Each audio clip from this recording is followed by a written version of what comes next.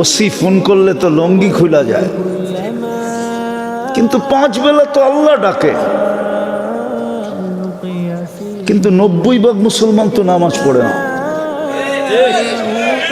90% দোকানদার তো নামাজ পড়ে না।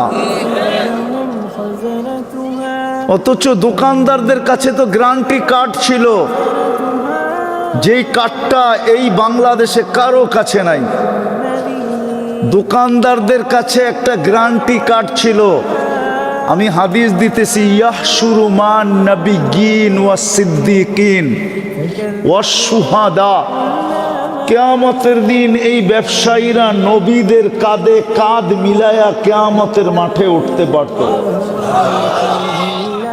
এই গ্যারান্টি কার্ড তো এই ব্যবসায়ীদের কাছে ছিল না? ছিল না? কি হুজুর ভুল বলতেছি? হ্যাঁ, আত্তাজিরু সাদুকুল আমিন।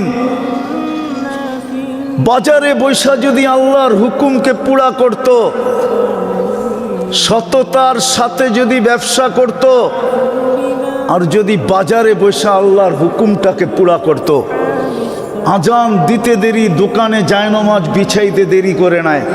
আমি মসজিদে যেতে বলতেছি না, দোকানে যদি জায়নামাজ বিছাইতে দেরি না করত, কমসে কম 4 বেলা তো এই বাজারের বাজারিরা দোকানেই নামাজ পড়ে, জোহর, আসর, মাগরিব, এশা, তারপরে না বাড়িতে যায়।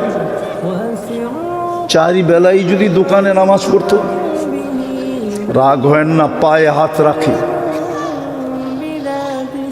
পায়ে হাত রাখি। বলেন এই চেহারাটা কালকে আল্লাহকে কি করে দেখাবো যে আল্লাহ আমাকে ব্যবসা দিল?